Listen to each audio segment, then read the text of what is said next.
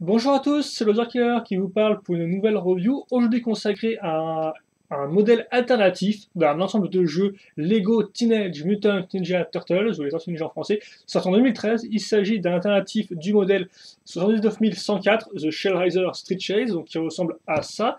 Et donc, comme vous le savez, ou peut-être pas, eh bien Lego, dans sa grande bonté, a fourni des modèles alternatifs, donc on peut télécharger les instructions sur le site internet officiel donc du thème. Voilà, donc vous êtes dans la section du labo de Donny, et donc vous trouverez 5 modèles alternatifs que vous pouvez construire à partir des différents modèles sortis au sein du thème Tortue Ninja en 2013. Voilà, et donc eh bien ce modèle-là, le Shellraiser, a hérité d'un modèle alternatif, et donc c'est ce qu'on va voir aujourd'hui. Voilà. Et d'ailleurs, son petit nom, d'après le mode d'emploi, c'est Hot Rod. Donc en clair, ça vous dit un peu quel type de véhicule on aura à faire. Et on va commencer eh bien tout de suite, on perd de temps plus que ça, avec eh bien l'espèce de le Hot Rod en lui-même, donc comme vous pouvez le voir, des parties que je vais démonter, d'autres que je vais vous montrer qui sont déjà mises et tout.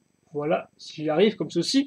Donc rapidement à la base, comme vous pouvez le voir, on reprendra plus ou moins la base qu'on avait faite pour le Shellraiser, pour le toit du Shellraiser blanc en clair. On va prendre une grosse plaque, mettre 3 plaques comme ceci carrées pour faire vraiment une base solide et quand même assez grande. Hein. C'est pas petit. Hein. D'ailleurs, je n'ai pas mesuré, mais on fera peut-être ça en fin de vidéo pour les plus impatients des doubles décimètres. Après, pour le reste, donc des plaques d'accroche, des plaques à ce niveau-là, puis après, bon, des grosses briques pour faire tout le contour du véhicule. Hein. C'est vraiment un véhicule qui sera fait avec des grosses briques, donc qui sera assez lourd, d'autant plus que on va bien remplir les trous, comme vous allez pouvoir le voir à l'arrière. Effectivement, l'arrière est assez important, donc on pourra noter rapidement les feux arrière ici, donc fait avec des pièces tenons au-dessus, tenons sur les côtés, rien de spécialement incroyable à ce niveau-là, comme ceci, voilà, merci. Après, ce qui est intéressant comme part, c'est qu'on remplit bien l'intérieur, donc avec des pièces comme ceci, des briques pentues pour faire un peu les sièges à ce niveau-là, entre guillemets, pour donner une sorte de pseudo-apparence de siège. Et puis surtout, on va caser notre barre pour accrocher par la suite notre roue arrière, et donc ça, on va la bloquer en fait, notre barre. Comment on va faire? Assez simple. Donc comme vous pouvez le remarquer, ici, j'ai ma barre ma brique de 6 tenons. J'ai mis ma barre de 4 plus stop, donc le stop va faire s'arrêter la brique, et pour faire en sorte que le stop ne part pas dans, enfin, la barre ne part pas dans ce sens-là, je vais mettre cette pièce-là, donc comme vous pouvez voir, il y aura un coin, il y aura un bout de la pièce qui va donc bloquer mon stop. Donc là maintenant, la barre est bloquée dans tous les sens, elle ne peut plus bouger, et je n'ai plus qu'à la caser comme ceci, voilà. Donc franchement, pas très compliqué. Hein. Après d'ailleurs, ça on expliquera un peu après, mais bon, je vais même peut-être porter cette pièce-là tout de suite. Voilà. Donc, ça servira un peu à maintenir le tout en place, bon. Ou tout du moins à un peu éloigner la roue de la bordure, pas que le pneu touche la carrosserie, entre guillemets. Puis, on va faire le côté déjà. Donc, comme vous pouvez le voir, je vais mettre une pièce comme ceci. Voilà. Donc, brique, plaque, brique pentue, rien spécialement incroyable. Hein. Remarquez le petit volant à l'intérieur qui va bien évidemment. Puis, maintenant, on va faire l'arrière du véhicule. Donc, comme pour l'arrière est fait à partir de plaques comme ceci. D'ailleurs, je tiens à noter que le mode d'emploi pour ce modèle-là, donc que vous pouvez chercher sur ce Lego, est plein d'erreurs. En clair, des fois, il vous demande des briques ou des plaques que vous n'avez absolument pas dans le modèle.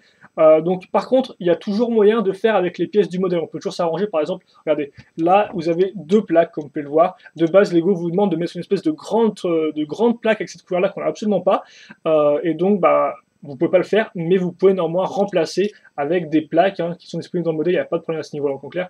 Même si Lego vous dit n'importe quoi, vous pourrez quand même construire le modèle alternatif avec les briques qui sont disponibles dans le modèle. Et c'est d'ailleurs idem pour ces pièces-là, effectivement, Lego vous demandera mais plein de pièces comme ceci, donc des 1x6, sauf que vous n'en avez pas assez. Donc en clair, remplacez des 1x6 par des 2x6, simplement. Hein, comme ça, vous aurez pile de quoi faire votre modèle.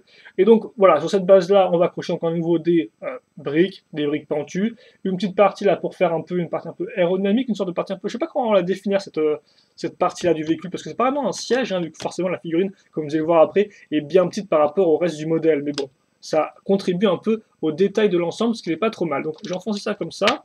Remarquez aussi la pièce verte à l'arrière, donc pour qui comble un peu le vide, qui donne une apparence sympathique et qui rajoute un peu de vert à l'ensemble, comme cela. Voilà. Ici. Ok. Maintenant, on va peut-être faire l'avant. Donc, comme vous pouvez le voir là encore, on retrouvera notre accumulation de plaques 1x6 et 2x6 surtout, vu qu'on a plus de 1x6 à force de l'encaser. Les pièces comme ceci pour faire un peu le moteur, hein, un gros moteur avec les... j'ai pas les pots d'échappement, mais bon, les échappements tout court. pas comment on appelle ça. Et voilà, avec des petites pièces pentues qui vont bien ici sur les côtés. Donc ça rend plutôt pas mal. On a la pièce lisse, hein, donc vraiment pas mal de pièces bien utilisées, tout comme l'avant, là aussi, elle a marqué ça, avec les petites pièces pentues, la petite pièce lisse, donc ça rend plutôt bien. Et comme vous pouvez le voir à l'avant, on se retrouve avec des pièces tenant au-dessus, tenant sur les côtés. Et donc ça, on va se servir pour caser nos pièces ici, donc comme ceci, comme cela. Voilà, donc comme vous pouvez le voir avec des petits 1x1, des pièces pentues. Et enfin, hop là, le radiateur à l'avant, qui rend plutôt pas trop mal. Enfin, on va revenir ici. On va caser. Alors par contre, et là je me souviens plus dans quel sens ça se mettait ça. Je pense que c'était comme ceci. J'espère que c'était pas trop. Non, je pense que c'est comme ça, ouais. La vide donc, et comme vous pouvez le voir, des rétroviseurs sur les côtés. C'est comme ceci. Puis ensuite, on va faire l'aileron. Donc l'aileron est fait comme cela. Hop là. On case à l'arrière ici. Puis après, on casera la grosse roue. Idem, on couvre avec la même pièce qu'on avait utilisée dans le prochain Razer, rien de spécial nouveau à ce niveau-là. Et donc après, on va prendre la barre de cette pièce, donc 2x2 plus barre directement moulée dedans, barre technique circulaire, et on enfonce la roue avant, comme ceci. Et donc voilà, notre hot rod, notre modèle alternatif est finalisé. Et donc comme pas, il est quand même assez solide, hein. Donc peut-être un peu ajuster ma caméra, vous montrer la figurine, on fera des mesures avec une règle juste après. Voilà, donc quand même assez massif, hein. Si vous vous souvenez un peu du Shell Racer de base, le toit est quand même assez grand, et comme on sert au final du toit pour faire la base de notre véhicule, voilà. D'ailleurs vous noterez, j'ai peut-être pas noté, mais hein, que les plaques là, qui repartent sur les côtés, donc il y a un peu d'aérodynamisme à l'ensemble. Voilà. Donc on va faire un petit temps en ronde avant de parler mesures et centimètres. Donc de face, assez violent, hein, comme vous pouvez le voir. Et vous remarquez aussi qu'une fois que ce n'est pas coutume, la roue touche pile poil le sol en fait, hein. C'est presque, enfin, la plaque touche presque le sol en bas, mais la roue a quelques petits millimètres de plus, donc ça fait que voilà, le véhicule peut rouler sans problème, ne touche pas non plus trop le sol. Mais on dirait presque, hein, un peu comme le Shell Racer quand il est mis sur ses roues, que le véhicule va toucher un peu le sol. Mais non, il n'en est rien. Voilà. Comme ceci.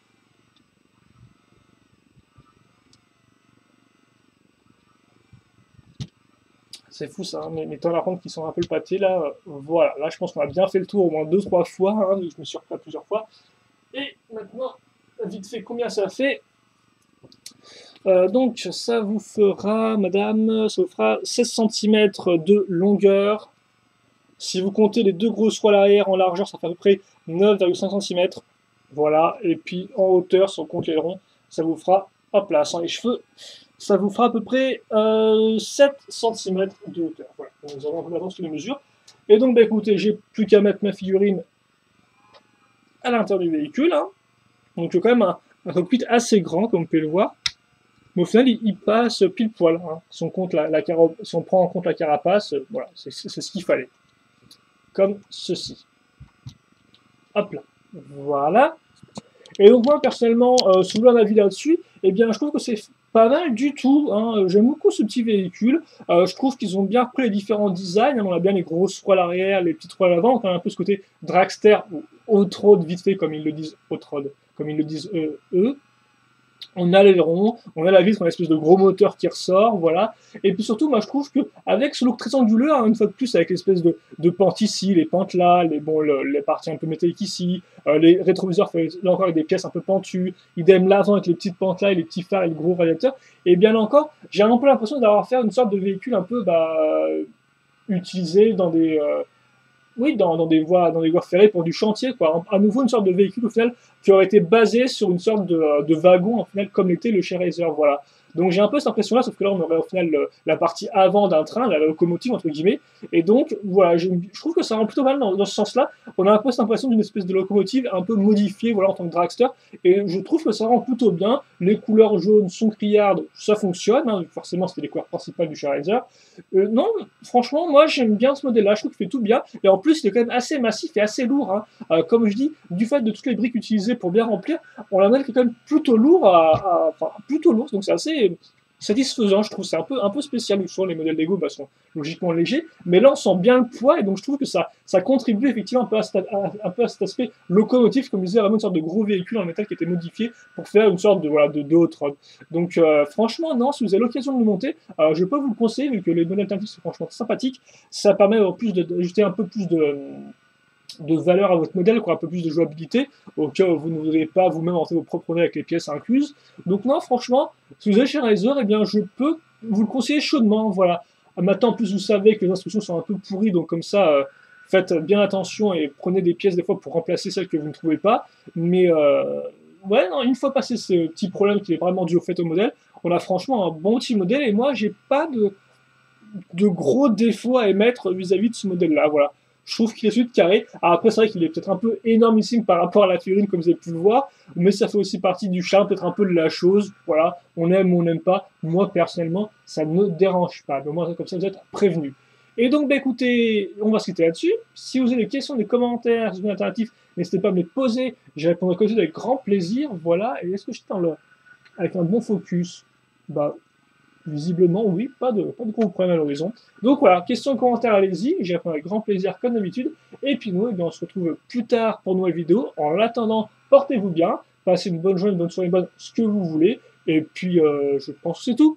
Donc allez, merci à tous et à la prochaine. Salut!